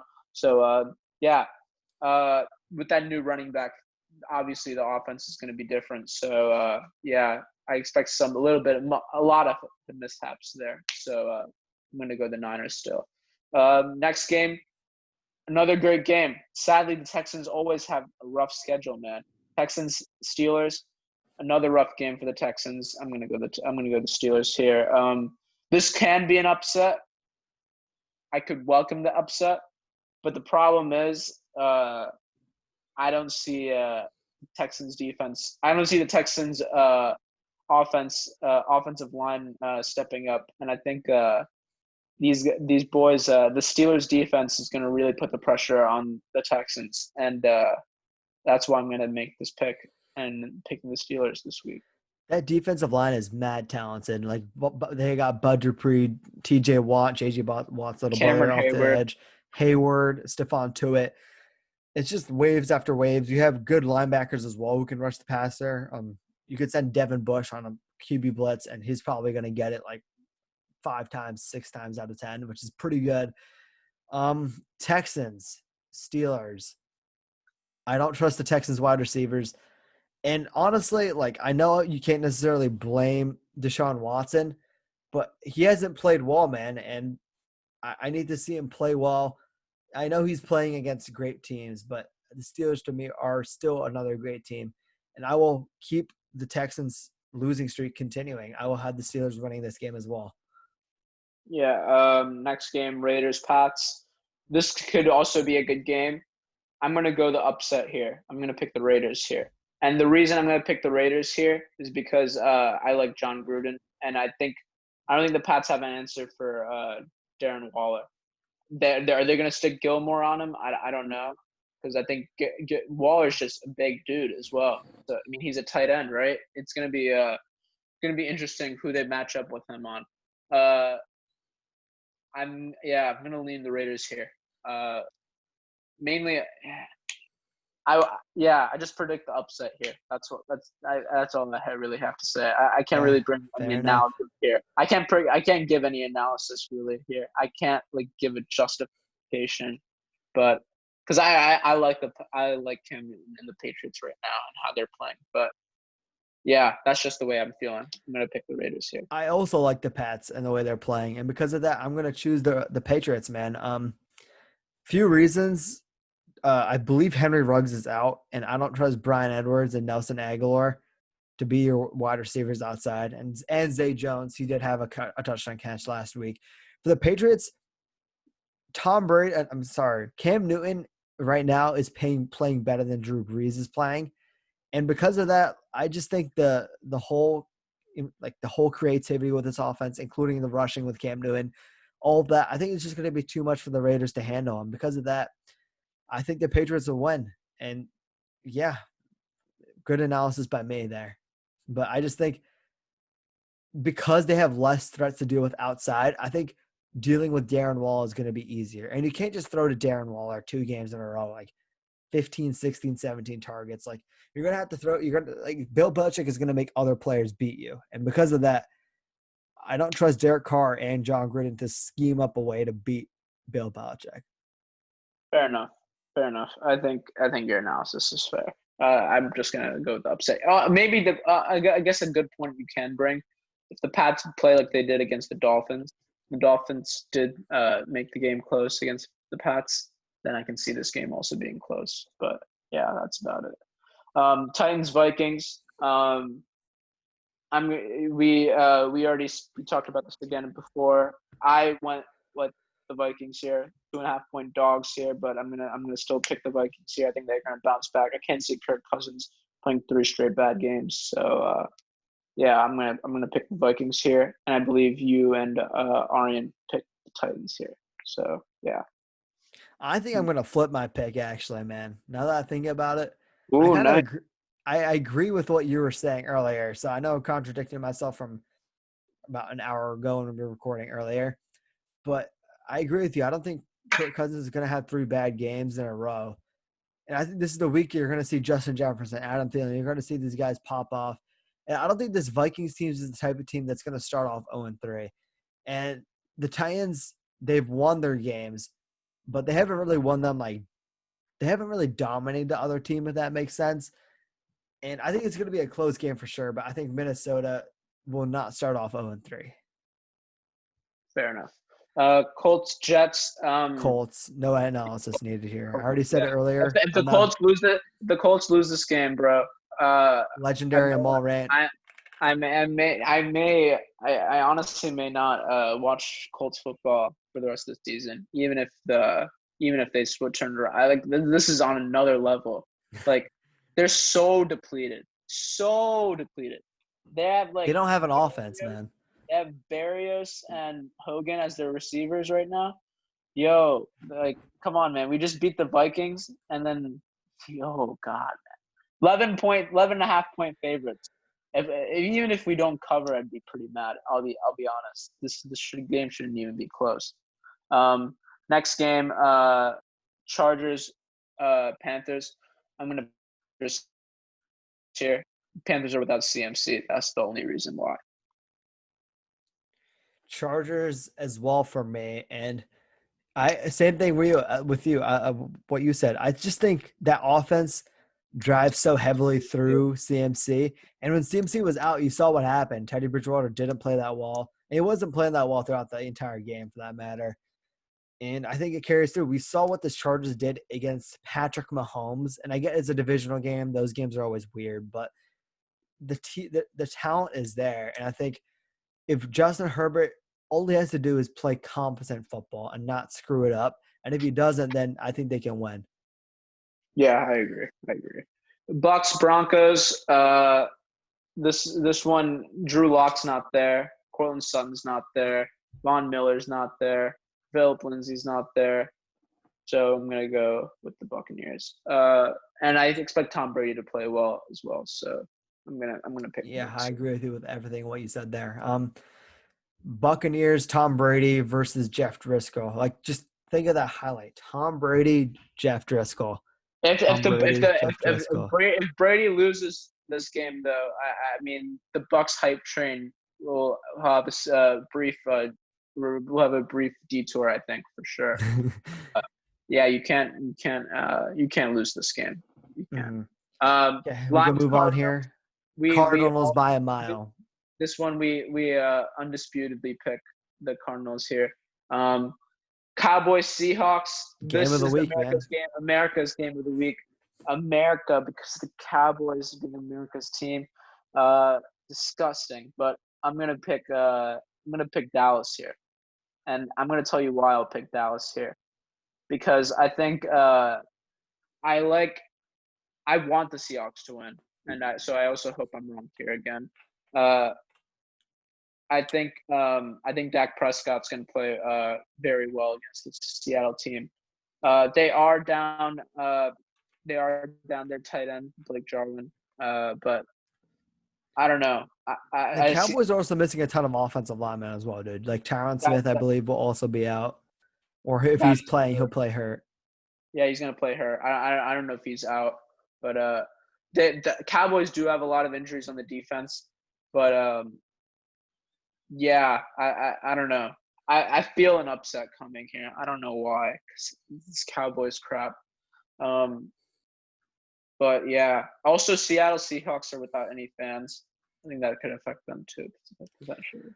I don't think that's going to impact them because I think when I look at the New England Patriots, I'm honestly more impressed by Dak, or rather Cam Newton, than Dak. In Seattle, I'm 100% pushing that button. I'm going with Seattle here. Russell Wilson needs to have a bad game for me to pick against him. And 2 weeks in, he hasn't had a bad game, leading the league with 9 touchdowns. I'm pretty sure if he continues this pace, some quick math, 16 games divided by 2, 8 times 9 touchdowns. He will throw 72 touchdowns before the year ends. That's obviously not going to happen. And if that does happen, bro, Russell Wilson lock for the Hall of Fame. He already is, in my opinion. But that being said, the Cowboys, I just don't see how they're going to stop the Seahawks. Like, they couldn't stop Matt Ryan, and Matt Ryan wasn't playing like an amazing game. Like, he was just playing normal Matt Ryan football. Russell Wilson football is way better than Matt Ryan football. And if they let Russ cook, which I believe they will, I'm going with the Seahawks, man. I actually changed my mind. I'm gonna go the Seahawks. I forgot about that. The Seahawks blew out the Falcons, and Falcons basically blew out the Cowboys. I forgot about that. I forgot the Seahawks played the Falcons week 1. Yeah, I'm gonna change my pick. I'll pick the Seahawks too. Yeah, this on to Sunday Night Football then. I could actually see this being a blowout now. Looking at it. No, it won't be a blowout because it's the Seahawks game. The Seahawks manhandled. That's all I'm saying. Sunday Night Packers Football. Saints, man, great game. This is probably arguably this could honestly overtake the last week's Sunday Night Football game. Another great game. I'm gonna go the Packers here. I think we already talked about this in the last pod, but I think Aaron Rodgers is gonna pull through. And not having Michael Thomas, man, is the biggest blow. That hurts, man. That also really hurts for Drew Brees. So, yeah, they're gonna have to have Alvin Kamara and Traquan Smith carry that offense. So that's the main reason. But if the Packers are without Devontae Adams, that could also be really interesting to see, for sure. Because the Packers having only MVS as their main target, yeah, I don't know how that's gonna go. So we'll see. Next, Chiefs Ravens. Game of the year? Potentially. I'm going to watch this whole game no matter what. As will I, for sure. Yeah, from start to finish. This is going to be an amazing game. I think that these are the 2 best teams in football. We're going to get to our power rankings later. But this is going to be really good. I actually don't even know who to pick. I'm surprised the Ravens are – I'm actually not surprised, actually. The Ravens are 3.5-point favorites. I'm going to go with Baltimore here. And I'm going to go with Baltimore because of the defense. I think this defense that Baltimore has is really too good, man. I think it's gonna be a tough night for Patrick Mahomes. I don't know, man. It's just not. I don't expect a great week. Kansas City could play really well and they could dominate the Ravens, but this Ravens D, man, it's just really good. And then Lamar Jackson could run through that Kansas City defense. So yeah, I'm gonna go with the Ravens here. And I think they cover. I think they make it it's still within one possession, but I think they cover. So last year the Chiefs played the Ravens, correct? Do you remember who won that game? I believe the Ravens won. Let me check. Did they play last year? The Chiefs won. Yeah, the Chiefs did win last year. Chiefs won last year. Yeah, they were 3-0. Yeah, the Chiefs were both 2-0 at the time. I'm gonna go with the Chiefs, man. Like I said, I think this is the week where Patrick Mahomes proves to everyone, or at least proves to me, because I think I've gotten the reputation of being almost a Patrick Mahomes hater. Um, I think it's I going to need be tough. That's why I picked the Ravens. I think it's going to be a really tough time for Patrick Mahomes. I think it will be a tough time, but at the same time, like I think this is the week where you're gonna see him explode on Thrive. the scene again. And I Fair think he enough. thrives in those big moments similar to Russell Wilson. And because of that, I will go with the Chiefs. And they're also, in my opinion, like I just trust Patrick Mahomes way more than Lamar Jackson. Yeah, With that. obviously. Yeah, that's fair to say. Obviously. Yeah. All right. Now we're gonna move into our last segment of the podcast, and that's gonna be our power rankings. We're gonna give our top 10 teams. I'm gonna list my one, and then you're gonna list your one. One for me, I think it's mainly because of the dominance they had in the first 2 weeks is going to be the Baltimore Ravens. I did have the Chiefs down from 1. Now they're at 2 for me. So I'm going to put the Ravens at 1. Lamar Jackson didn't even have to play extremely well to win for them to beat the Houston Texans. But yeah, overall great win. So I'm going to put the Ravens at 1 and the Chiefs at 2. Okay. So for me, it's flipped still.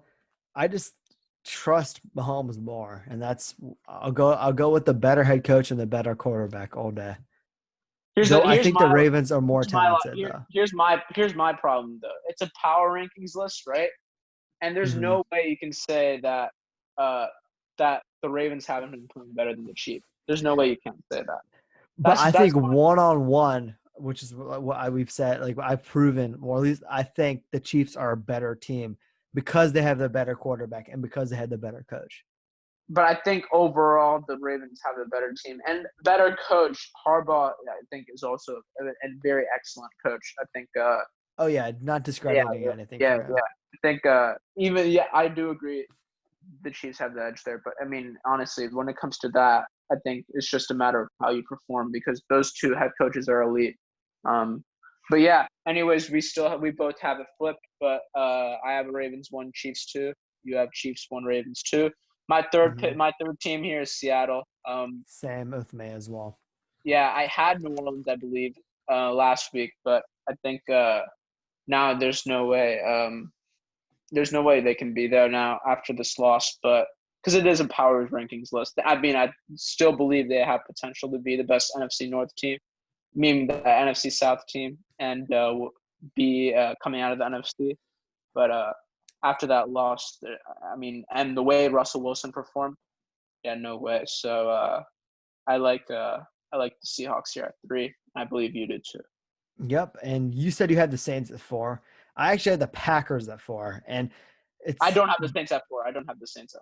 Oh, you don't? Okay, so I had I had the Saints at 3 before. I think I said. Okay, so I had the Packers at 4, and I had the Saints at 5. So for me, the Packers, I just think the difference in quarterback play is going to be more than enough for them to win. And I think they're just a better team overall. This is with Michael Thomas being injured, obviously. Like we had to keep injuries into account because if it's not, then I would take the Saints all day. But because of the injuries, I will say take this Packers over the Saints. And I'll have the Packers at 4 and the Saints at 5. Yeah, for me, I actually don't have the Saints in my top 5. I'm going to go 4 here, Green Bay as well. I'm going to put the Packers at 4, and it's going to be because they're rolling through these teams relatively easily. This week is going to be hard, especially if Devontae Adams doesn't play. But I like the way the Packers are playing right now, especially with Aaron Jones carrying that offense majorly. 5, I have actually the Pittsburgh Steelers at 5. Because same as last week, I believe. Yeah, I have them. I believe that's the same that I had for last week. I had the Seahawks at 4, so they bumped up 1. Saints are out of my top 5, but Steelers are still staying in my spot, and the Packers from 6 move up to 4. But yeah, I'm still high on the Steelers. This was a close win again, but Deontay Johnson played really well. James Conner played well. I mean, I still think they're a legit contender in the AFC North. So they're still 5th for me. So quick, just not even a tangent. I'm just happy to see teams like the Hawks and the Packers and the Steelers back to being like great teams. Like, I don't know if you are as well, but like those are the teams like I sort of grew up like when I started watching football, like it was the Packers, it was the Steelers, it was the Seahawks. So I'm happy to see like all three of them back to like relevancy, if that makes sense. Fair enough. Yeah. Yeah. I know where you're coming from. Yeah, that's true. Um, 6. I actually have the 6. I'm gonna put Buffalo at 6. They're also my sixth team. Yeah, and I'm gonna put Buffalo at 6 because I'm still because of how well Josh Allen's playing and Stephon Diggs, he's also playing really well, and I guarantee he's not missing Minnesota by any means right now. This is going to be a tough week for them, so we'll see where they stand. They're definitely cracking top 5 if they beat the Rams this week, no doubt. But we'll see. Yeah, you have them at 6 too. Do you have anything to add or no? Nah, man, you hit on everything. So for number 7, I had the Steelers. Who do you have? I'm guessing it's the Saints. No, I don't Ooh, have the Saints. I still don't have Cardinals. them. Yep, I have the Cardinals moving up Okay. a spot. They're now number 7 for me. And the reason I have the Cardinals at 7 is because, dude, I'm super high on this Kyler Murray guy, man. I mean, he had 286 yards passing, 67 yards rushing, 3 touchdowns. I mean, and the Redskins defense, man, they did something the Eagles can't. So I mean, they shut down the Eagles. So, yeah, I mean, I think Kyler Murray is definitely a top 3 candidate right now for MVP, and he's I wouldn't performing disagree with you on that one. at a very high level right now. So I have them one spot ahead. I have them 2 spots of where they were last week. I had them at 9 last week, and now have them at 7 this week. So yeah. Yeah, Cardinals, they're still not in my top 10, but I think Wow. I'm gonna hop on that. They're like right now for me, they're like 11. Um, Crazy. Who's and your that's 7? because I'm higher on the other teams. I think the other teams had more impressive wins. So number 8, I had the Patriots, dude, and Who's your 7? just Who's your 7, by the way? a Pittsburgh. Pittsburgh, and who's your 8? My 8 is What? New England, dude. So New Okay. England, just when the Bills think they got it easy, bro, New England, even with devoid of all this talent and defense and on offense, like they're still making it happen. And it's because of Cam Newton, it's because of Josh McDaniels, it's because of Bill Belichick. And I'm just not going to doubt them until they, prove me wrong that they should be doubted. I know they lost the Seahawks, but it was like I had said it earlier, it was a win-win situation. And because of that, like I'm just liking everything I'm seeing for the Patriots. Like they're just an underrated team almost where like they're just so well coached, the talent doesn't matter. And until the talent does matter, I'm going to have them as a top 10 team. Fair enough. So for me, my 8 team will be New Orleans. I'll have them here now. You can't panic on them yet, but you shouldn't be losing to Vegas. Even if it's the home opener, you still shouldn't be losing to them. Obviously, you can have them still quite high, but I don't know how I feel about this. Yeah, I'm gonna still put them. I'm putting them at 8 right now. Okay, so my number 9 team, I think it's going to shock you, man. I had the Rams at number 9. Okay. I actually also have the Rams at 9. Dang it, bro. I wanted a surprising pick. Okay, so Rams. Defense is playing pretty well. Aaron Donald is low-key making another run for Defensive Player of the Year currently, even though he didn't really do much against Philly. It's the offense for me, man. The play calling. It's Sean McVay. I remember we recorded a podcast. It was probably our most viewed podcast, or at least I believe it was a solo podcast with me. This is the most viewed podcast in a while, and it was 32 questions for every team. And my question for the Rams was, will Sean McVay be able to bounce back? And I think first 2 weeks he's shown, I mean, he blew the Eagles out. He played really well against the Cowboys. And I think it continues against Buffalo this week. But like their talent wise, they don't match up with Buffalo, but the play calling is good enough for me where like they might not have the same amount of talent, especially on the defensive side of the ball that they've had in recent years, but I think they have more than enough for them to crack the top 10. And I know our friend Joey Way is extremely happy right now, who is a Rams fan. Yeah, he probably will be. Yeah, I think you summed it up perfectly for me. That's also my 9 seed. My 10th ranked team, and reasoning for why I have the upset. I'm gonna have the Raiders at 10, and I have Ooh. New England now outside the top 10. And New England's 11th, by the way. They're right outside, but and it's because it is odd, but beating Drew Brees and that Saints defense still that badly, that still gives me I can't get over that. That's a big win. That's a really big win, and that's a win I did not expect. And if they can prove themselves, because they have a hard schedule coming up, if they can prove themselves against this tough competition, I think they're going to be climbing up this list slowly but surely. So they're going to be my 10th team here, though. Las Vegas Raiders. So I'm still going with the Bucs. I just like what I saw from the defensive side of the ball. And Tom Brady can play like how I think Tom Brady will play. I just think they're going to be a great team. And I can't bump them out of the top 10 until like it's week 6 or 7 and they're like 2-5 and we are all wrong on it. But I don't think we're going to be wrong on it. And because of that, I have them as the last team in my top 10. I believe I have them dropping one spot from last week.